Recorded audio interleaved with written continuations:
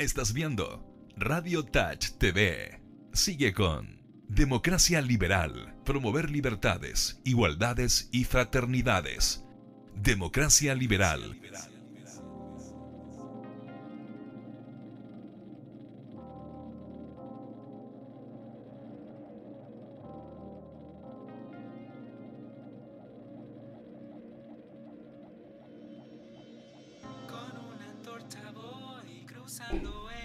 Muy buenas tardes a todos los radioescuchas de Radio Touch. Son las 18 horas con 05 minutos del día jueves 26 de diciembre de 2019. Nos quedan 5 días para un nuevo año 2020 que esperemos que sea un gran año en todo ámbito de cosas, sobre todo en el proceso que nos viene y que abordaremos más adelante con nuestros invitados el día de hoy respecto al proceso del plebiscito que se viene el 26 de abril del 2020. Radio Touch, la radio online número 1 de Chile, a través de Facebook, Instagram, redes sociales varias, la página propiamente tal, www.radiotouch.cl. Y el día de hoy estamos con 3 invitados. Tenemos un panel prácticamente completo, en donde tenemos invitados de diversas instituciones. A mi derecha tenemos al señor Jorge Varías, presidente de Red Liberal, institución política que ya nos conversará, nos explicará y nos abordará en qué está esta institución que nació ya, entiendo, hace largos 10 años. 2010. Tenemos a Alejandra Quiroga, vocera de Red Liberal, administradora pública, que trabaja en la Subsecretaría del Patrimonio. Y tenemos a mi izquierda a Javier Velázquez, profesor de Derecho Penal de la Universidad Católica de Temuco, quien estuvo 2 o 3 años desterrado en Escocia estudiando un doctorado en criminología, Javier. Sí, en criminología. Un doctorado en criminología. Bueno, hoy día está explicándole ahí a los muchachos de Temuco qué consiste esto del derecho penal y la criminología. Muchachos, bienvenidos a todos ustedes. Muchas gracias por haberse dado el tiempo de haber venido acá a compartir, a conversar sobre lo que nos gusta y a explicarnos desde la esfera en que están ustedes el día de hoy los aspectos que vamos a conversar. Voy a partir contigo, Jorge. Explícale a la gente que nos está mirando. Yo, obviamente, no me lo explique a mí porque yo pertenezco al grupo que tú presides. Somos todos Quiltro aquí. Somos todos Quiltro, efectivamente. Somos los 4, somos Quiltro. ¿Qué es Red Liberal? ¿Cuándo nace? ¿Cuál es el trabajo que está haciendo Red Liberal? ¿Y cuál es la expectativa que se viene para el próximo año en una presidencia que tú estás asumiendo hace, entiendo, un par de semanas? Días, un par de semanas, sí. Exacto. Sí. Red Liberal es una ONG. Se fundó el año 2010. Tú sabes que fue este movimiento que fundó Cristóbal Belolio y que entiendo yo en ese tiempo no participaba, pero entiendo que esta cuestión nació como con un tuit. Hay espacio para tirarse a la piscina en un movimiento liberal en Chile. Brieva también fue uno de los... Ellos dos, sí, ¿no? Sí. Y estaba Davor, mucha gente que sigue participando hasta el día de hoy. Y prendió esta cuestión, pues. Tú cachai la historia de Red Liberal en Providencia, con la participación de Belolio en las primarias. Y después Red Liberal tuvo en algún momento una intención de convertirse en un partido político, pero todos sabemos aquí lo difícil que es eso.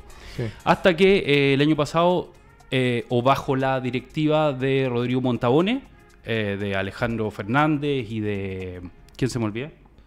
Chapacase y Jorge Chapacase, el gran Jorge Chapacase. Saludos a ellos. Esos 3 monstruos. Sí, ellos decidieron que Red Liberal se tenía que convertir en la casa de todos los liberales. Entonces, hoy día Red Liberal, la idea que tiene, o que tenía bajo la directiva de ellos, era que confluyeran todos los liberales de todos los partidos políticos. ¿Cuál es el requisito? Que tú seas liberal.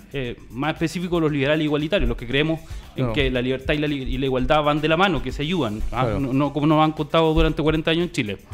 Y hoy día... sí. Pegando palos. Estoy de acuerdo, está bien. Pues, y hoy día, bajo la directiva de nosotros... que está la Ale, que está Matías Recabarren y Bruno Lertora, lo que queremos es transformar a Red Liberal en una plataforma de participación política. Eso es lo primero. ¿Para quién? Para los jóvenes. Los jóvenes son los que hoy día están haciendo y quieren hacer política y tienen que meterse en política. Hoy día los jóvenes tienen que militar. Sí. Y queremos que esta plataforma sea una plataforma de discusión que promueva la libertad y la democracia. Y que crea... En un concepto bien base, que es el concepto de justicia rawlsiana. Tenemos militantes que van desde Bópoli, pasando por Ciudadanos y, si no me equivoco, hasta el Partido Liberal, ¿no? Eso es lo que hay hoy día. Alejandra. Sí, hoy en día, digamos, es más transversal y, por supuesto, no estamos hablando del liberalismo como que si fuera, en este caso, nuestra ONG, como que si fuera solamente un partido y concentrado en unas puras ideas, sino que es transversal, desde Bópoli hasta, digamos, el Partido Liberal, que en este momento está en el Frente Amplio. O sea, digamos, esta transversalidad nos da distintos puntos de vista y ha sido muy importante para la discusión, en la que también nosotros, bueno, muchos que estamos integramos un chat y en esto podemos ir discutiendo día a día distintos acontecimientos políticos y de distintas aristas. Y eso enriquece la discusión y nos enriquece a cada uno, porque yo creo que desde que partió todo esto, yo creo que muchos hemos cambiado y hemos transitado en distintas opiniones desde el que inició este estallido social. Sí, también. Javier, te puede incorporar a la conversación si quieres hacer preguntas. Yo tengo preguntas particulares para ti también, pero sacándole punto un poco al tema de Red Liberal, y en ese escenario te invito a hacer preguntas si tú tienes también militante de la organización. ¿Qué distingue o cambio la pregunta? ¿Puede llegar cualquier liberal al Red Liberal? Porque no nos olvidemos que, bueno, este programa se llama Democracia Liberal, viene a relevar lo que es la democracia de este corte en virtud de la nueva pugna que hay con los populismos varios. Pero hay una vertiente de personas que les gusta la política y que se sienten liberales o se autodenominan liberales, pero son más bien libertarios o extremos liberales de un ala Partido Republicano, Fundación para el Progreso, que se denominan también liberales. ¿Cómo le podemos explicar a la gente, a los jóvenes que quizás están viendo o van a ver este programa, cuál es el núcleo que distingue a Red Liberal de este amplio paraguas que es el liberalismo, que agrupa, para hacerla bien corta, desde gente del Partido Republicano hasta gente del Frente Amplio? Aquí yo creo que hay una diferencia bien esencial. Los liberales que ingresan a Red Liberal, en general creo que todos creemos en el concepto de justicia rawlsiana. O sea, Rawls, los principios de la justicia y su concepto de igualdad son una cuestión esencial en la que tenéis que creer para estar dentro de Red Liberal. Claro. Para ponerlo más en el suelo. Para poner la pelota en el suelo. Pongamos la pelota al suelo, sí. metamos el gol. Metamos el gol. Si tú crees que los impuestos son un robo, no tenéis mucho que hacer en Red Liberal. No vaya a estar mucho en sintonía y no es que te vayamos a cerrar la puerta, porque si queréis cambiar y si queréis entender esta cuestión como la entendemos nosotros, súper. Llega, te esperamos y todos hemos pasado por procesos políticos distintos, pero con el mismo ejemplo que te daba recién, si tú crees que los impuestos son un robo, claro, que no sirven de nada, no tenéis mucho que hacer. O sea, Red Liberal es una organización que busca la confluencia entre la libertad y la igualdad, o más bien la libertad positiva. Sí. Y tú preguntáis por la diferencia, ¿qué diferencia Red Liberal? Red Liberal no es elitista. Nosotros estamos dispuestos a aceptar, y no es que estemos dispuestos, las puertas están abiertas para todos los liberales independientes su condición socioeconómica. Aquí entran todos. Perfecto. Aquí no queremos una élite, y por eso que Red Liberal se financia desde la base. O sea, somos todos nosotros los que ponemos 2 luquitas, 3 luquitas, 5 luquitas mensuales con un pack para financiar esta cuestión y para financiar todo lo que queremos hacer la directiva del 2020. Y de eso vamos a conversar en unos 10 minutos, Jorge, respecto a cuáles son las actividades o lo que tú tienes pensado con Alejandra y con la directiva respecto a qué hacer con Red Liberal este 2020. Mandamos un saludo a Paola Cabeza, a Lucas Chávez, a Edgardo Díaz, y los invitamos a la gente que se incorpore también a hacer las preguntas a nuestros invitados o a simplemente comentar y dar su opinión. Señor Velázquez, profesor de Derecho Penal, bienvenido. Cuéntenos un poco, señor Velázquez, cómo fue su historia de irse a Escocia. ¿Por qué eligió irse a Escocia? ¿Por qué eligió un doctorado en criminología? Es interesante la pregunta. A ver, para partir un poco, yo... Abogado, evidentemente. Abogado de la Pontificia Universidad Católica de Chile. Sí, lo que pasa es que yo me metí al derecho penal en el año 2005. Ajá. En la Católica, en esa época, había una fuerte tendencia a formar abogados comercialistas. Paréntesis, lo mismo para usted. Panel natural. Si surgen preguntas de ustedes hacia Javier, lárguenlas. Podemos interpelarlo. Exacto. Una interpelación completa. Y resulta que yo sentía que faltaba algo. Faltaba como un tema de servicio público, y yo encontré el servicio público en esa época en el derecho penal. El tema es que cuando yo entro a las fiscalías, empecé a trabajar a la Fiscalía Centro Norte, me especialicé en delitos violentos. ¿Abogado asistente ahí? Abogado asistente ¿De qué fiscal? Partí con Alejandro Godoy y Después te tocó con Río, ¿no? No Bien. No trabajé con Río. O sea, Río estaba, pero después Río se fue a la... ¿A Colina? No, sí, pero es que en la época que yo estaba se fue a la Nacional, al tema de internacionales. Ah, sí, a Lucix. Sí. Claro. Y bueno, y la cuestión es que yo era ayudante de Derecho Penal, hacía clase en la Católica, y empecé a ver como una distancia muy grande entre el Derecho Penal que se enseñaba de los manuales, digamos, y la realidad práctica. Entonces ahí yo me empiezo a meter derechamente en temas de criminología, porque digo, bueno, en realidad lo que está pasando, lo que necesitamos es una perspectiva más empírica respecto de lo que estamos haciendo. Y curiosamente yo no elegí Escocia como para estudiar doctorado. Lo que pasa es que normalmente cuando uno va al Reino Unido uno escoge un profesor guía. Yeah.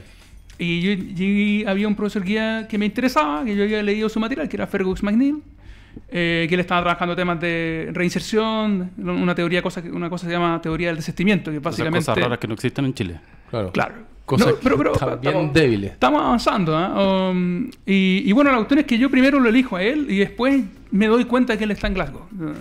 Fue una cosa así, o sea, yo elijo estudiar con él me acepta y de ahí me empiezo a preocupar de que voy a llegar a Escocia, a este paraíso socialista, de acuerdo a la derecha, donde el servicio de salud es gratuito, donde tienen todo un estado de bienestar que siempre nos han dicho que si Chile lo tuviera estaríamos, digamos, en un régimen comunista. ¿El NHS de Escocia es el mismo que es para todo el Reino Unido? No. A partir del 97 hay una devolución de poderes y uno de los temas es que el fondo, digamos, los fondos públicos para organizar el National Health Service en Escocia son de Escocia y por tanto ellos lo organizan de manera distinta que Inglaterra. Bien. A tal punto que en Escocia tú no pagas por medicamentos.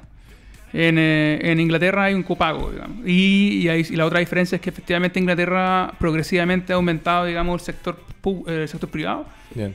Inevitablemente en Escocia no. De hecho, hay como una tónica, o sea, desde la devolución de poderes del 97 en Escocia han gobernado partidos de izquierda, primero el laborismo escocés y después el Scottish National Party, que curiosamente debe ser como uno de los pocos partidos nacionalistas que es de izquierda. Mira, oye, ¿te quedaste con el acento de water o de water? De repente. Sí. El acento del Worrell o del Garrel. A mí me encanta a mí el idioma british. Ese acento de a couple of tea, please, es notable. Bueno, en fin. Oye, Ale, vamos a entrar en análisis político ya de lleno. Partamos con algo general. ¿Cuál es la apreciación de cada uno de ustedes tres respecto de qué estamos viendo desde el 18 de octubre hasta ahora?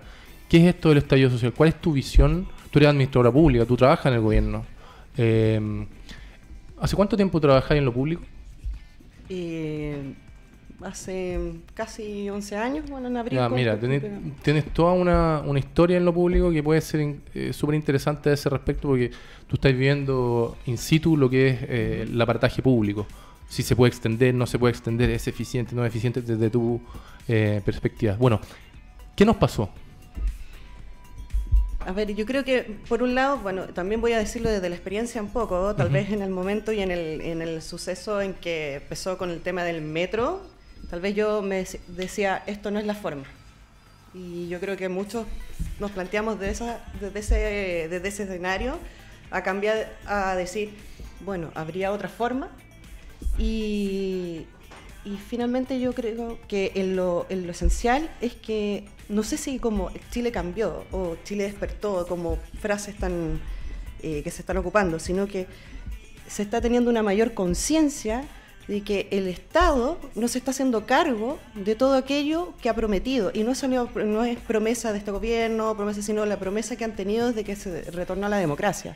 El que estábamos apuntando hacia un espacio, no sé, hacia una educación distinta, gratuita, y no estábamos apuntando a la calidad, sino que en un punto en que tenemos deficiencia en el lado de salud, en vivienda, en que también se nos estaba estaba gatillando el tema de las pensiones, hace un par de años en realidad eso nada más, porque antes, hasta que no salieron los primeros que estuvieran con el sistema nuevo de las AFP, no estábamos haciendo ese cuestionamiento.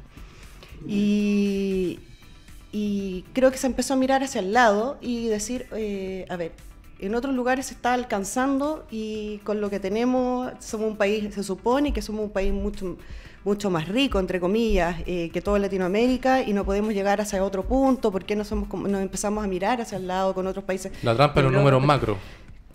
Claro, pero creo que finalmente efectivamente tenemos todas estas deficiencias. Tenemos la educación, no tenemos el acceso que quisiéramos a nivel universitario. Las personas no están jubilando con lo que se prometió. Y bueno, en el caso, por ejemplo, personal, mi mamá no puede jubilar porque no le va a alcanzar, y dice, a los 90 años me va a dar para poder jubilarme. Claro. La salud es una de las cosas que yo por lo menos hace varios años que vengo planteando, que es una de las cosas más deficientes en este país, porque finalmente si tú no tienes una buena salud, no te puedes educar, no puedes trabajar, no puedes, o sea... No eres libre, genuinamente. Exacto. La libertad te la da efectivamente que tú puedas, por lo menos, en los usos y gozos de los mínimos. Y claro, cuando uno habla, o sea, que en aumentar impuestos, no sé cuál es el miedo, si es el objetivo de la redistribución. Y una de las tantas cosas que uno lo mira desde el Estado es que no se está haciendo una real redistribución como corresponde, y sobre todo porque existen muchos programas públicos que ahora está en un proceso, y que ya lo hemos visto también incluso como los puntos que ha puesto el ministro Briones, que se van a revisar más en profundidad estos programas. Es algo que en todo caso se venía, pero no tanto en la profundidad que quisiéramos, porque hay ciertos programas que por costumbre, porque hay gente detrás que lo maneja, porque aunque sea muy limitado, digamos, la cantidad de personas que acceden a esos programas, continúen, pero no están resolviendo alguna problemática pública. Por lo tanto, yo creo que es el objetivo de mirar nuevamente a nuestro presupuesto y mirar qué estamos redistribuyendo y si lo estamos haciendo mejor o peor que antes. Saludos a Cristóbal Williamson, al gran Davor Mimisa, ahí uno de los grandes líderes, amigo, lo respetamos y lo queremos mucho. Está poniendo presión, Davor. Al señor Mimisa, sí. Yo le ofrecí este programa para que pudiéramos hacer cosas en conjunto con el objeto de poder abordar, y se lo ofrezco a todos ustedes. Hay que hacer campaña por el 2020 que salga. La vamos a hacer, es uno de los objetivos un proceso limpio, un proceso participativo, que la comunidad, más allá de pensar de qué es lo que va a ganar o este miedo o reticencia a querer cambiar, que sea un ejemplo de educación cívica y de respeto y participación democrática y deliberativa, que todos nos unamos para efectos de poder sacar una constitución. Jorge, también un saludo a Carlos Toadaza, otro Quiltro. Otro gran Quiltro. ¿Cuál es tu apreciación respecto a lo que nos pasó? ¿Sabes qué? Yo quiero empezar con algo que dijo Andrés Velasco en un tuit, no me acuerdo si fue un tuit o una columna. No se puede negar que los últimos 30 años fueron buenos. Tenemos que partir de esa base. Lo segundo que hay que partir, que hay que empezar a decir y que hay que recalcar, es que cuando uno trata de encontrar las causas de este estallido social, uno no está justificando la violencia, porque hay mucha gente que lo entiende mal. Sí, efectivamente. Mucha gente. Explicar no es justificar. No, para nada. Y tiene que quedar clarísimo. Ahora, ¿qué es lo que pasó? Rabia escondida o guardada por la gente durante años de abusos. Abusos, ¿para qué los vamos a enumerar todos? Si sabemos de las colusiones, las farmacias, los precios del medicamentos, pero es que podríamos nombrar pollos, tanto el ejército, los carabineros, o sea, donde diablos no se perdió plata en este país. Claro. Entonces, fueron años de abuso y ojalá algún sociólogo estudiara cuál fue el impacto que tuvieron las declaraciones de todos los ministros de este gobierno en los últimos 10 meses. Sí. Porque siempre reclamamos para poder si rebalsaron el vaso. Para saber si rebalsaron el vaso o no. Evidente que fue así. Porque tú sabes que a mí me sorprendió mucho, hace un par de años fuimos a Buenos Aires y en frente a la Casa Rosada, las vallas papales que hay para parar las protestas ya son fijas. No se las llevan. Son una estructura fija que, como hay tanta protesta en Buenos Aires y la protesta está tan institucionalizada, tú decís, al chileno no le gusta protestar, le da lata. Es flojo, está cansado, que prefiere irse de la pega rápido para la casa. Es distinta también. Claro, ¿cachai? Éramos demasiado racionales, decían otros, no nos gusta la protesta. Pero algo pasó, algo detonó esta cuestión. Y yo quiero pensar, y ojalá que algún sociólogo lo explicara, es cómo influyeron las declaraciones de todos los ministros durante este gobierno. El que nos mandó a levantarnos más temprano para que el metro costara más barato, el que decía que el consultorio era centro de reunión social, claro. el por favor recen, el compren flores que están más baratas. Hoy día fui a buscar el libro de Mayol y estaba agotado en la Feria Chilena del Libro y en Antártica. Me terminé comprando el libro de Nicolás Aguirre de Desigualdad. Igual debe ser interesante. Sí. Javier, ¿cuál es tu punto de vista respecto a esta primera dimensión de análisis del programa? Yo creo que es difícil porque todavía estamos encima de los hechos. Pero Mayol ya lo analizó. Mayol ya sacó el libro. Mayol lo entiende todo. El libro. Pero yo creo que una cosa que es importante efectivamente es hacerse cargo de la idea de que supuestamente tenemos unos 30 años buenos en temas de índice económico. El problema es en qué se tradujo eso y para quién. O sea, si esos 30 años de bonanza, entre comillas, se reflejó para toda la sociedad o para alguna parte de la sociedad. Y yo creo que un parte que a mí me parece bastante interesante con lo que dice Jorge en torno a las declaraciones del gobierno, yo creo que hay algo más que hay que pensar de que gobernar no es solamente tener buenos indicadores económicos, sino que necesariamente hay que hacerse cargo de la legitimidad del sistema y si efectivamente la gente cree en el sistema democrático en el que están, y nosotros sabemos que por lo menos en las últimas elecciones votó menos del 50% del padrón. Entonces, efectivamente, claro, antiguamente lo que decíamos es que al chileno no le importa el destino de la nación y asumíamos que la gente no votaba porque no le importaba. Pero en realidad, quizás la explicación retrospectiva que vamos a hacer ahora es que efectivamente la gente le importaba, pero no votaba porque no se sentía representada. Entonces, porque no cambiaban las cosas. Claro. Pero efectivamente daba lo mismo quien estuviera porque iba a ser un continuo, digamos. Yo me tengo que levantar igual a trabajar mañana. Claro. Pero lo interesante ahí es que efectivamente eso ya te dice que la neutralización de la política, que algo escribe Atria en ese contexto.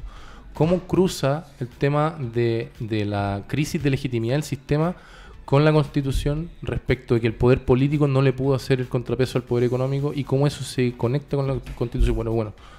Perdón por Es que yo creo que es un tema bien importante. Estaban conversando con un amigo mío que es profesor, que no voy a decir el nombre, pero básicamente que él también tuvo familiares en dictadura, tuvo que estar afuera y después volvió, digamos. Y él sentía y él me decía algo que yo siempre creía un poco, pero él sentía que la democracia en estricto rigor en Chile, ¿cuándo vuelven? ¿Durante el gobierno de Elwin o en realidad cuando Pinochet cae detenido en Londres? Cuando se dicta la reforma a la Constitución del año 2005 con Lagos. Porque efectivamente uno lo que puede ver, y a través del boinazo y una serie de otros hechos, es que durante mucho tiempo hubo un cogobierno, ¿no es cierto?, entre la concertación y la derecha, o sea, particularmente los militares, digamos, porque Pinochet no se va para la casa una vez que sale de la moneda, sino que sigue siendo comandante en jefe del ejército. Entonces, básicamente, Elwin está ahí con el ex dictador encima, y eventualmente después se convierte en senador vitalicio. Y de hecho, es súper interesante porque cuando Pinochet cae preso en el 98 en Londres, el diputado Busto, Juan Busto, digamos, un gran penalista que había estado llevando causas de derechos humanos, fue amenazado de muerte. Estamos hablando del año 98, amenazado de muerte. ¿Por qué? Porque en el fondo él era famoso de haber estado llevando causas. Hace falta ese tipo de penalista y de diputado hoy día. Sí.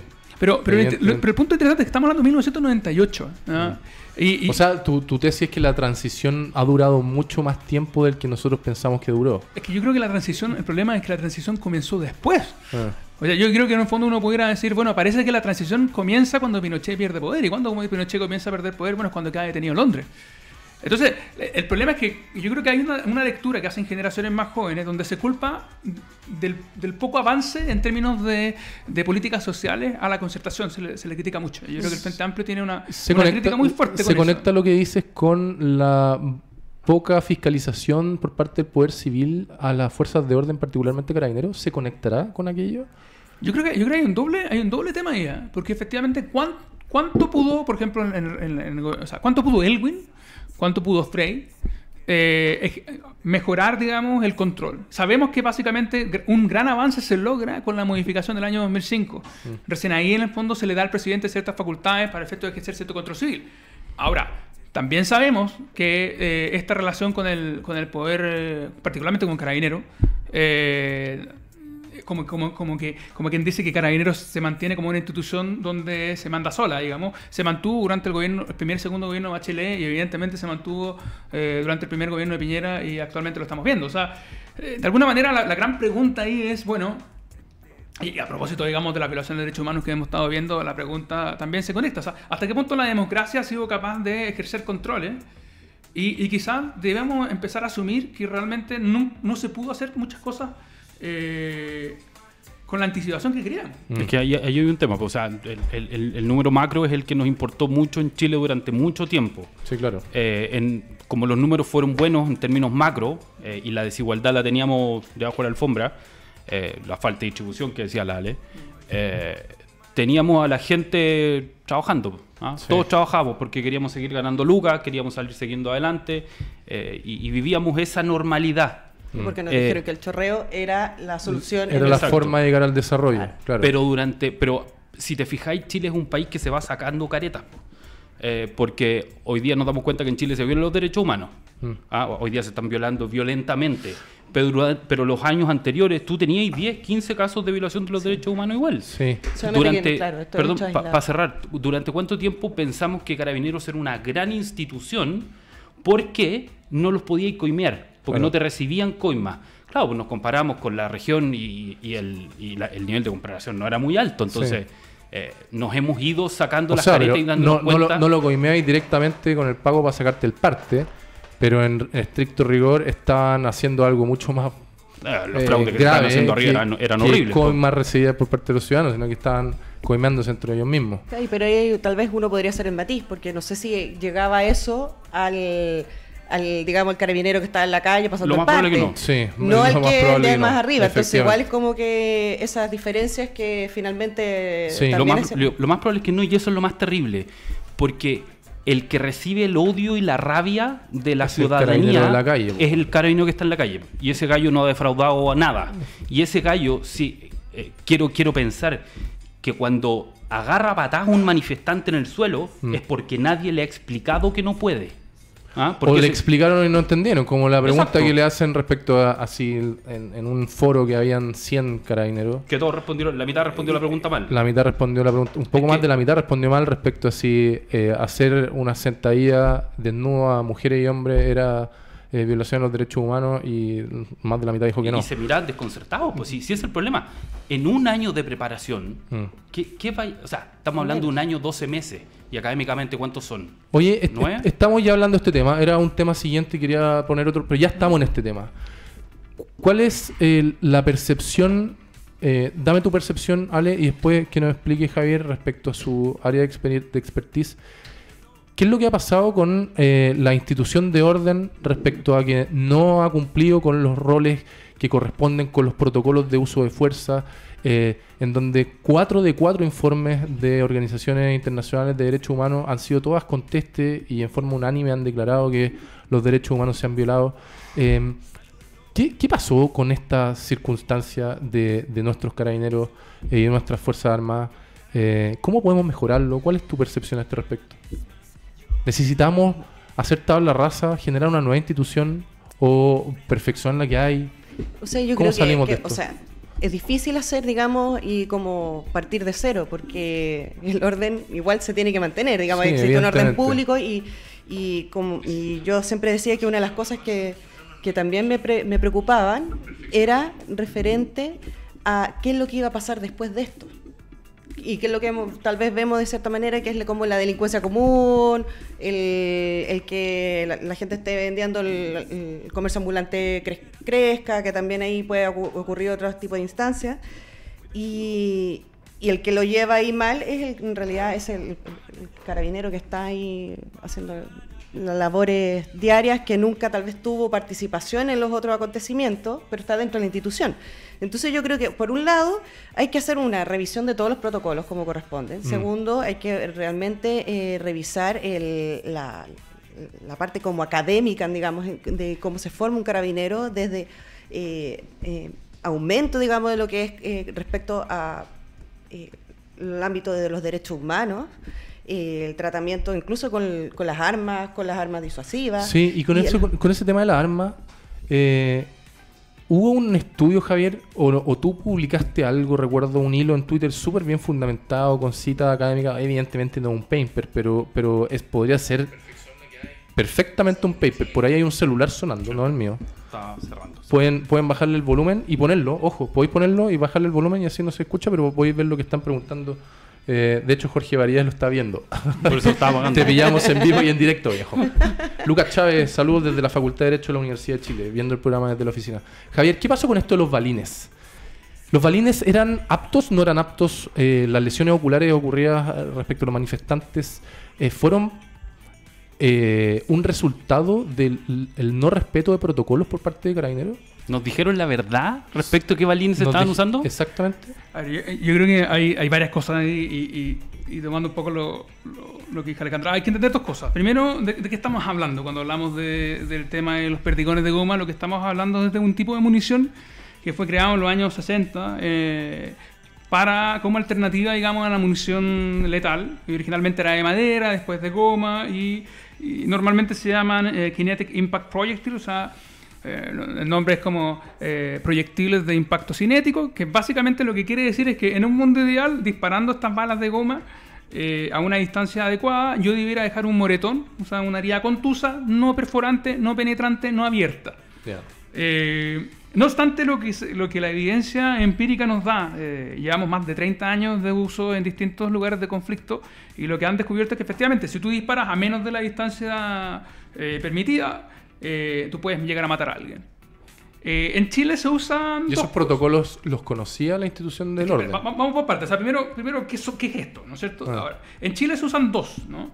El primero es un cartucho de escopeta calibre 12 que tiene 12 perdigones 12 perdigones de goma, al cual se le hace un baño con plomo para endurecerlo, porque si tú disparas goma normal, cuando impacta, la goma se deshace.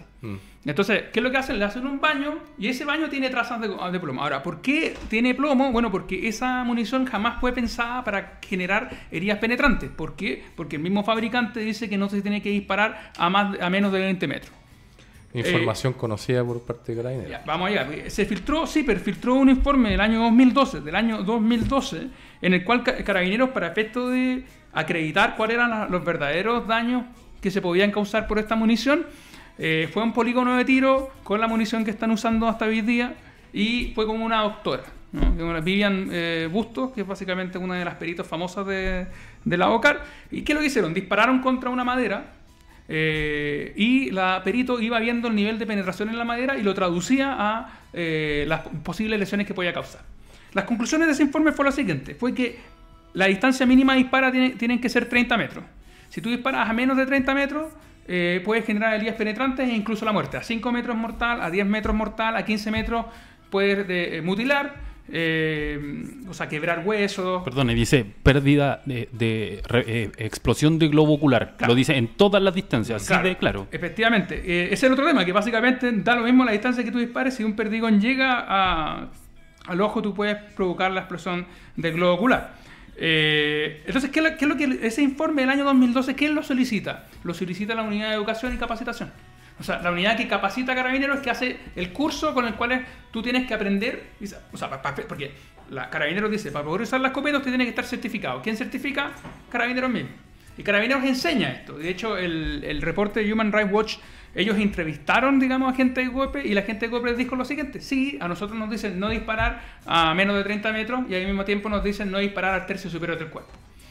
Ahora, cosa que no ocurrió, evidentemente. Es que aquí viene la parte más tremenda, porque si uno mira las lesiones, yo tenía... O sea, raya para la suma, en esta primera parte, Carabineros tenía la información técnica suficiente como para saber de que disparar del cuerpo, de la mitad del cuerpo hacia arriba y a una distancia que no era la que señalaban los protocolos, se iban a producir las lesiones que se produjeron. Eso es así. Eso lo sabían. Y ahora, el gran tema, la pregunta del millón es que este informe es del año 2012 y las recomendaciones de disparo no están en el protocolo público. O sea, no están en el decreto 364 del año pasado, ni en la circular 1832, que es el uso de la fuerza. O sea, el protocolo que es público y que debiera contener esta información, no lo contiene. Y sabemos que esta información la saben indirectamente porque filtraron este documento, CIPER filtró el documento, y sabemos porque cuando se ha entrevistado a funcionarios de Carabineros, ellos dicen, sí, estas fueron las recomendaciones que nos dieron. Pero vamos más al hueso. El hueso es que el informe de derechos humanos que realizó el Colegio de Médicos y que presentó para la acusación de Chadwick presentaba diversas fotografías. ¿Qué es lo que pude apreciar? Yo pude apreciar que efectivamente tú tenías personas que tenían 7, por ejemplo, había una persona que en la espalda tenía 7 heridas penetrantes de perdigón. ¿Qué es lo que ocurre? Es que hay un tema que el informe no lo dice, pero toda persona que ha usado escopeta sabe. Y es que cuando tú disparas un cartucho de escopeta con perdigones, se genera una dispersión de los perdigones. A mayor distancia entre la zona de disparo y el objetivo, más se dispersan los perdigones. Entonces, el mismo informe de Carabineros del año 2012 decía que si tú disparas a 30 metros, vale decir, la distancia mínima que ellos sugieren, solamente 2 perdigones llegaron al objetivo. ¿Qué pasa con los 10? Se dispersaron. Claro. O sea, se pierde control. Exactamente. O sea, a ese cabrón, ¿cuántos le dispararon? Es que ese es el punto. Forensemente nosotros podemos decir que si la persona tiene 7 perdigones en la espalda y esa herida fue penetrante, entonces podemos presumir que le dispararon menos de 20 metros. Jorge. Claro. Entonces, ¿qué es lo que ocurre? Lo que tenemos básicamente es que claro, la data que tenemos en número dicen tenemos tantas personas con lesiones de perdigones y con lesiones oculares. Muchas de esas personas, por los casos que yo conocí en Temuco, con por lo menos 3 personas que tenían... ¿Ustedes están patrocinando alguna clínica jurídica? Nosotros, o sea, la UCT... No, la UCT presentó un recurso de protección en conjunto con la UFRO para solicitarle a la Corte que... declarara que no se pudieran utilizar los... Y obtuvimos una orden de no innovar más o menos relativamente buena. Pero el Instituto Nacional de Derechos Humanos es las que está llevando las causas en Temuco. Bien. Bueno, ellos me mostraron un poco me mostraron los casos. Y básicamente tenemos 2 personas, por ejemplo, que han salido en la tele, que perdieron los ojos, pero además tienen 7 perdigones en la cabeza. Entonces, si tú tienes una herida penetrante en la cabeza, ¿no es cierto? Tú puedes... O sea, a ver, lo que creo decir que es un tema muy forense. Si yo tengo poca dispersión de perdigones en la herida, yo puedo presumir hacia dónde se disparó.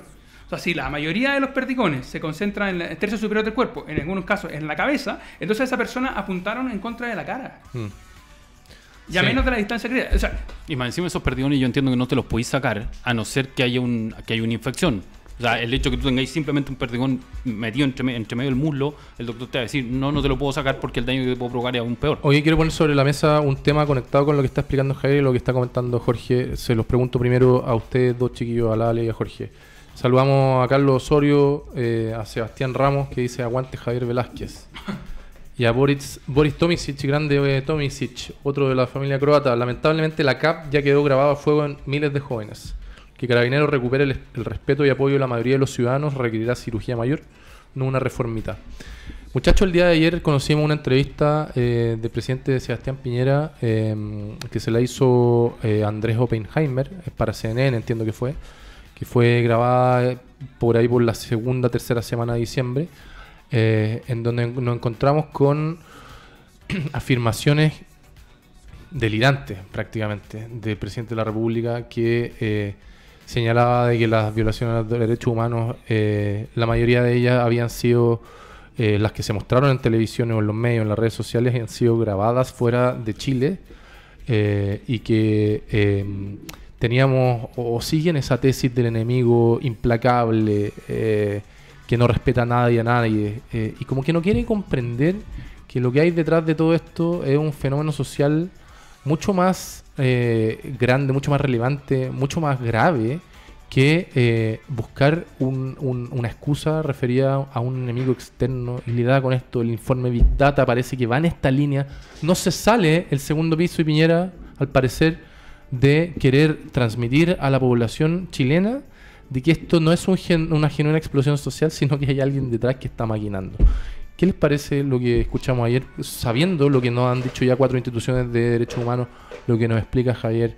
Carabineros sabía que no podía hacer lo que hizo y lo hizo y lo sigue haciendo, etcétera. Yo quiero para tú decirlo, pero yo estoy dispuesto a darle una última oportunidad a Piñera. ¿Ah? Yo quiero ver a Piñera sin la ruleta al lado. Sí. Yo quiero ver cómo funciona eso. Porque de verdad creo que lo que queda en el segundo piso Gerald, estoy de acuerdo contigo. Sí. es la ruleta y sus consejos. ¿Piñera es tan inteligente como para maquinar todo esto? Yo creo, a ver, es lo que hemos conversado muchas veces sobre la inteligencia para hacer negocio y para ganar lucas, y la inteligencia que tú puedes tener para otras cosas, que son cosas absolutamente distintas. Sí. Piñera es un gallo preparado, no lo podemos negar. Para una dimensión de la vida. Exacto. En sociedad, que es generar lucas. Pero esta cuestión claramente le quedó grande. Le quedó grande. Pero yo creo que ahí podría, disculpa que te moleste y que te rompa con eso, pero acá hay una diferencia también a nivel de los tipos de gobierno. O sea, por ejemplo, cuando vimos en Piñera 1, veíamos un Piñera 1 que tenía, digamos, un centro de gobierno mucho más grande y en el que se asesoraba mucho más de no de este segundo piso, sino de que mucho más asesores del resto de los ministros, etcétera. Bachelet 1 igual. Y en Bachelet 2 vimos una Bachelet que estuvo un centro de gobierno mucho más pequeño, con algunos nomás, con el ministro de Hacienda más lejano. Y lo mismo pasa ahora con Piñera. O sea, digamos, tiene un centro de gobierno mucho más pequeño, a quien le está haciendo caso, como dicen también, la roulette y un segundo piso que de verdad que hay que sacarlo completo, porque no están...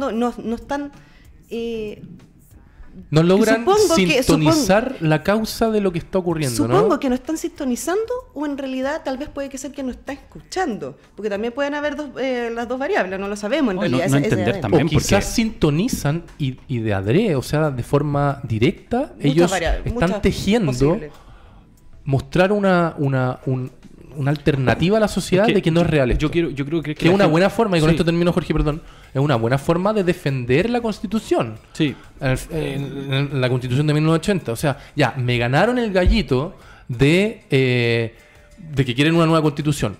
No me queda otra que llamar a un plebiscito. Pero como yo, derecha dura, como yo, libertad y desarrollo, de forma indirecta, trato de torcer la voluntad de la gente para efectos de que la gente termine diciendo esto no fue genuino, no hay que votar a favor de una nueva Constitución. ¿Me siguen? Sí, pero es que a mí no me hace sentido, porque yo creo que Piñera tiene que tener claro la escoba que le va a quedar si es que no se aprueba una nueva Constitución. Es que si no se aprueba, yo he sido un activista a favor de... Pero si no se aprueba la nueva Constitución, yo voy a llamar a la calma. O sea, sí, pero ojo, es que yo estoy hablando... Se ganó democráticamente. Yo estoy hablando de que la escoba que va a quedar si es que si no se vota por el apruebo.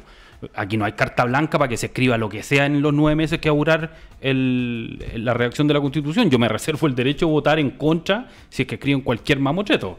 Y si escriben cualquier mamotreto y dicen que no en el plebiscito de salida, también se legitima la Constitución de 1980. O sea, hay dos instancias todavía que digamos se pueden. Y los 2/3. O sea, la cantidad de garantías que se le da a la comunidad respecto a que esto va a ser un proceso que podemos concluir que sería muy bien urdido, o sea, con muchas garantías de que aquí no va a llegar un Nicolás Maduro a robarse la Constitución. Por eso que nosotros, el relato de los liberales, yo creo que tiene que ser bien claro. Estamos por aprobar el proceso en el cual vamos a redactar una nueva Constitución. Sí. Estamos todos de acuerdo en eso. Queremos que se redacte una nueva Constitución. ¿Qué va a salir de la nueva Constitución? Veamos primero, porque no vamos a aprobar cualquier cosa. Hoy día tenemos problemas, pero no los vamos a aumentar a través de una peor carta política. Y volviendo a lo que decías tú, yo quiero creer que hoy día Blumel, por ejemplo, que es una persona joven, que debe tener un par de años más que nosotros. ¿Quién pesa más, la ruleta de Blumel? Bueno, no, pues, a ver, todos leímos el hilo que hay en... El hilo que son hay lo mismo, según el hilo. Sí. Según el hilo son lo mismo. Y que si no, tú estás muy supeditado profesionalmente o laboralmente a la ruleta, entonces Blumel no va a poder actuar tranquilo mientras la ruleta esté ahí. Es una sombra. Claro, y Ward no existe, pues. O sea, el gallo literalmente no existe. ¿Cuál es tu apreciación, Velázquez? Respecto a lo que dijo Piñera y conéctalo con lo que está diciendo. Lo que a mí me causa la duda es si efectivamente estamos frente a una estrategia maquiavélica y instalar una narrativa o realmente... ¿O es la torpeza de Piñera? No, es que yo creo que voy a ser un poco más neutral en ese sentido. Yo creo que hay mucha gente que cuando estalló esto, gente derecha, digamos, dijo que esto no lo vio venir. Y de hecho, el ex gerente del metro que acuñó la frase de esto no prendió cabro al inicio, digamos. Y el mismo, creo que Felipe Cas, creo que alguien de Bópoli también dijo que no entendían, digamos, de dónde venía. Entonces, una narrativa que la vimos en el comienzo, que bien temprana, fue esta narrativa de los alienígenas que venían a meterse al país y básicamente hacían el estallado. Ya sepa dónde estáis construyendo. Entonces a obligarnos a compartir los privilegios. A obligarnos a compartir los privilegios. Entonces yo creo que lo que uno puede ver en esta élite es una distancia cognitiva que es básicamente no tanto, o sea, sumada también por el tema de los grandes números, ¿no es cierto?, de estos 30 años, y adicionalmente un poco que se pudo apreciar, no solamente ahora, sino que se pudo apreciar en la desconexión que tenían en la forma de comunicar políticas públicas que estaban en el bolsillo. O sea, que básicamente decir los dos Chiles. O sea, el Chile en el fondo que tiene plata para pagar y por tanto puede vivir como con estándares europeos, y aquel Chile que no tiene plata para pagar y que en el fondo le vendieron este discurso de la meritocracia. Sacrifíquese, luche y usted va a poder volverse rico. Y mucha gente dijo, perfecto, yo veo que el país le va mejor, tengo esta promesa de la meritocracia y por tanto yo voy a luchar. ¿Y qué es lo que empezó a pasar? Yo creo que empezó a pasar que alguna gente logró subir y otra gente que no. Y otra gente que empezó a ver que... Y además, acá hay que decirlo, la élite chilena, un poco como decía Jorge, empezó a ser cada vez menos... a perder pudor, ¿no es cierto? Cada vez que había una colusión, ya no pedían perdón, si no habían responsabilidades penales no pasaba nada. O sea, Ruiz Tagle lo tenía hasta hoy día, el niño símbolo de la colusión. Claro, entonces lo que encuentro yo creo que acá lo que puede pasar, o sea, lo que puede haber detrás en realidad es esta misma desconexión que genera la crisis de cohesión. O sea, por un lado un país que se siente que vive la desigualdad. Entonces uno puede decir en realidad que esto no es tanto el cambio de modelo en sentido... Pero ¿qué es lo que lleva a Piñera a decir? Porque yo vi la entrevista completa y Piñera, para sustentar su tesis, dice: cuando se disparó a este joven de la 7ª región que murió, se dijo que era el ejército y después apareció de que era una banda rival. O sea, es que por eso que tú ahora no podías... Y él, esa excepcionalidad, que es evidente que nos caímos todos al criticar al ejército sin que haya existido una investigación y una conclusión respecto a qué es lo que había ocurrido, porque no fue el miembro del ejército el que mató lamentablemente a esa persona. Él quiere hacer pasar esa excepción como la regla general. Sí. ¿Te fijáis? Y eso es torcer absolutamente los hechos respecto de cómo están ocurriendo.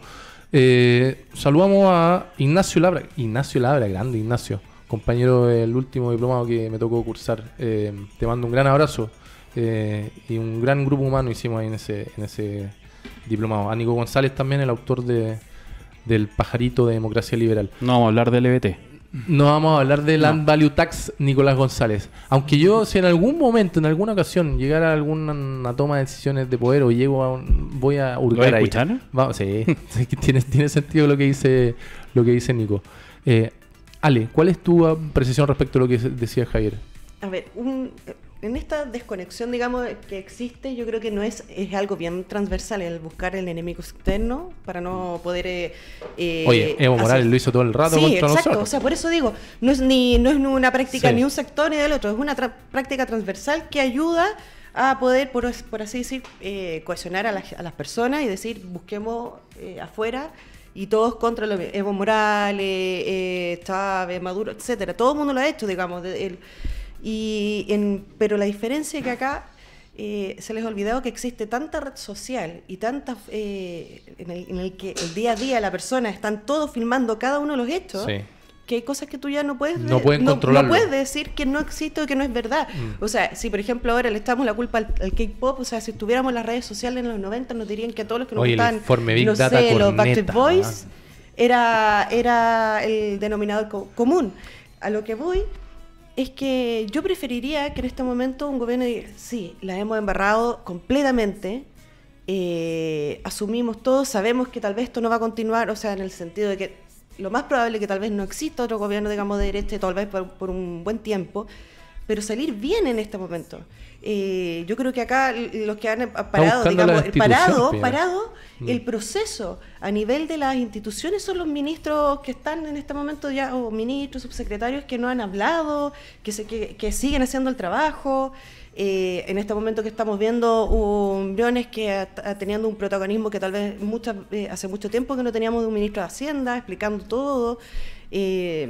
Ha sido un gran acierto el ministro Briones. Sí, y sobre todo por ejemplo para nosotros, desde el lado del liberalismo. Entonces, por ejemplo, que te expliquen cosas que anteriormente no lo hacían, incluso como tú decías, con respecto al mérito.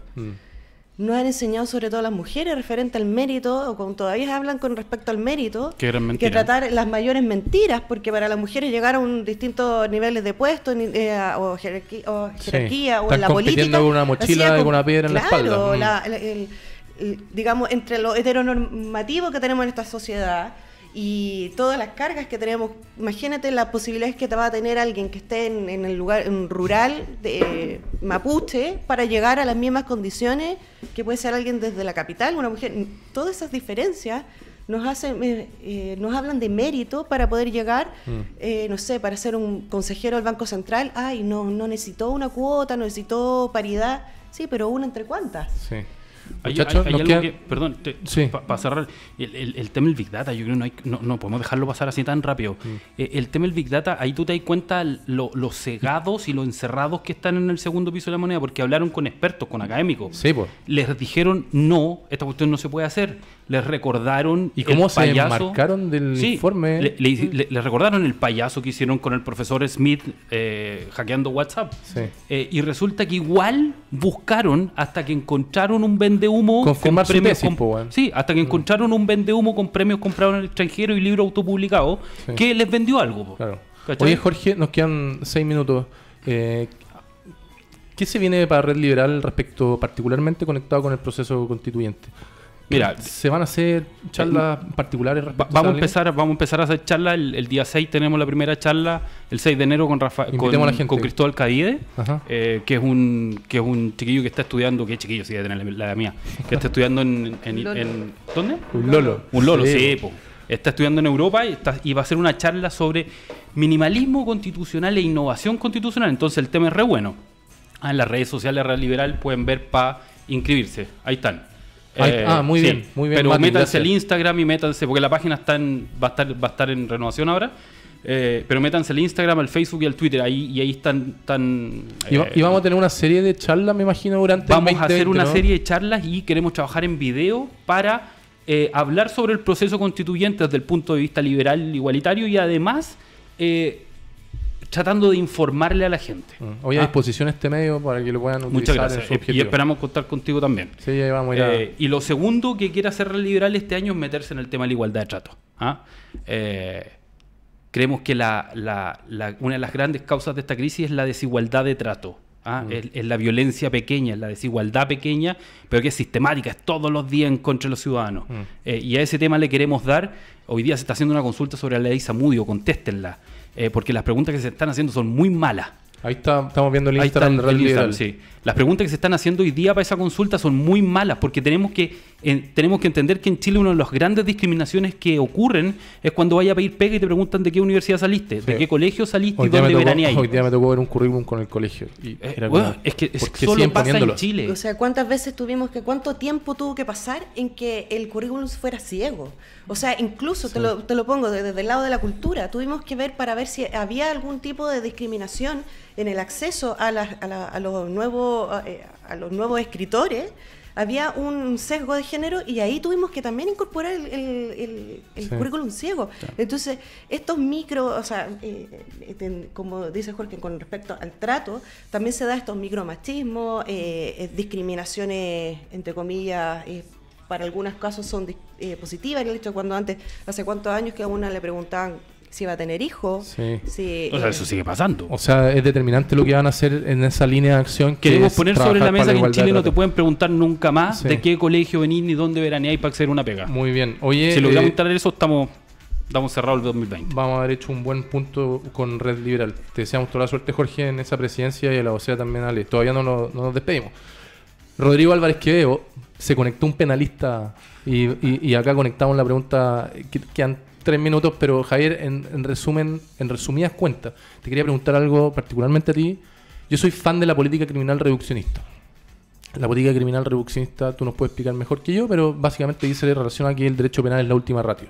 Esto lo conecto con lo del profesor no el profesor Smith, No, menos sino mal. el profesor real que en un momento de rabia y que perdió la razón, pateó estos torniquetes del metro y se fue a prisión preventiva formalizada. Hoy día lo reformalizaron, estuvo 40 días creo en prisión preventiva respecto a un delito que al parecer, si no me equivoco, tiene delitos o daños calificados entre 541 a 3, debe ser. Bueno, en fin.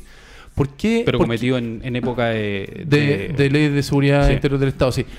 ¿Por qué la comunidad está exigiendo cárcel para todos y que cada quien que cometa un delito debe irse a la cárcel? ¿Qué nos está pasando que no estamos haciendo fan de un Estado policial? ¿Cuál es tu visión como profesor de Derecho Penal a este respecto? En 3 minutos. En 3 minutos. Bueno, va a ir bien rápido. Lo que ha ocurrido es que se ha adelantado un poco, se ha instalado la percepción de que la medida cautelar es básicamente la pena. Entonces, a uno lo formalizan y si queda en prisión preventiva lo castigaron. Es como un éxito. Claro, entonces, pero eso es un tema comunicacional que se ha instalado por una dimensión de populismo penal, por un lado. O sea, hay una puerta giratoria. Claro, o sea, en el fondo la política... La mal entendida puerta giratoria. Mal. Sí, pues, pero la política ha instaurado, digamos, esta idea de que al momento de ser formalizado tiene que irse en prisión preventiva y eso es el castigo, y eso es falso. Pero al mismo tiempo, también lo que ha pasado es que la misma norma y la misma forma de funcionar el sistema está volviendo o está usando criterios para establecer, por ejemplo, el peligro para la sociedad, que no es basado en el peligro real del sujeto, sino que es basado en la eventual pena que tiene asignada el delito. Entonces, de repente, ¿qué es lo que pasa? Que por un lado tenía un populismo penal fuerte, pero el mismo sistema también se está volviendo gerencialista. Entonces, le interesa resultados. Y lo que vemos, por ejemplo, el año 2018, 3.000 personas estuvieron en prisión preventiva y después fueron dejadas en libertad, fueron declaradas inocentes. Fueron absueltos, claro. Claro, entonces Mauricio Duche lo que está diciendo es que se está instaurando, digamos, una estrategia que es básicamente pedir la prisión preventiva para que la gente confiese, entre comillas, acepte un procedimiento abreviado, acepte un simplificado, entonces no se vayan a juicio. Se está utilizando como verdadera pena anticipada, ¿no? Como una pena anticipada, pero también para negociar, que es en el fondo una de las grandes distorsiones que se ve en Estados Unidos o en el Reino Unido también. O sea, básicamente, tú estás en prisión preventiva, bueno, y te ofrezca una salida, y quizás si tú hubieras ido a juicio, quizás te hubieran absuelto. Pero como tú en realidad estás en prisión preventiva, aceptáis lo que queráis. Obvio. Entonces, hay dos temas. Uno político, que es externo al sistema, y otro que es del sistema mismo. O sea, básicamente de las metas que está poniendo el sistema para efecto de considerarse exitoso. Y eso también hay que controlarlo. Tirar penas pasadas ¿cómo se dice? Pasado el tejo. Bueno, y tienes también lo otro que la delación. Con respecto claro, para los delitos económicos y se ha visto, digamos, que ese es, digamos, los mayores efectos que tiene con respecto para poder lograr encontrar estos empresas que están coludiendo. Hay toda una discusión y de hecho vamos a hacer un programa de este tema está bueno. o derecho penal en particular, pero hay toda una discusión respecto al tema de la delación compensada como forma de terminar con las prácticas anticompetitivas en las empresas y llevarlo a sede penal. Al parecer hay bastantes académicos sensatos que dicen de que produciría una afectación en el objetivo de lograr desbaratar a estos carteles.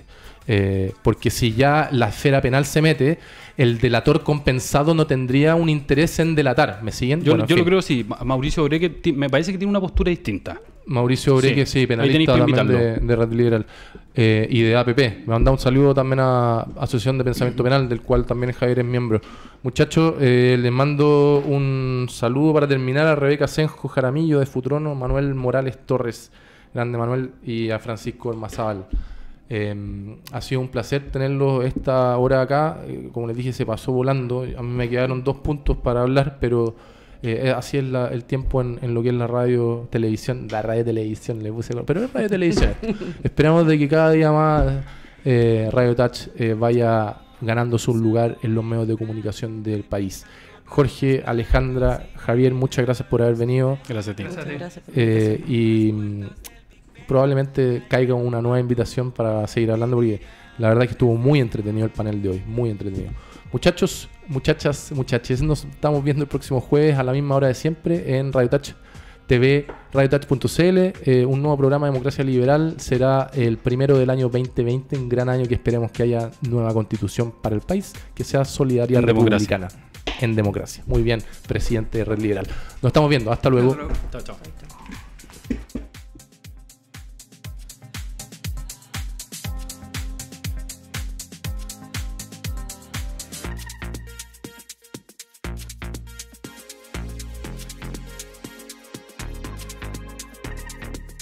Murallas de color siguen hasta el rincón, me llaman a no volver al comienzo, mas yo sé que algún anochecer, salir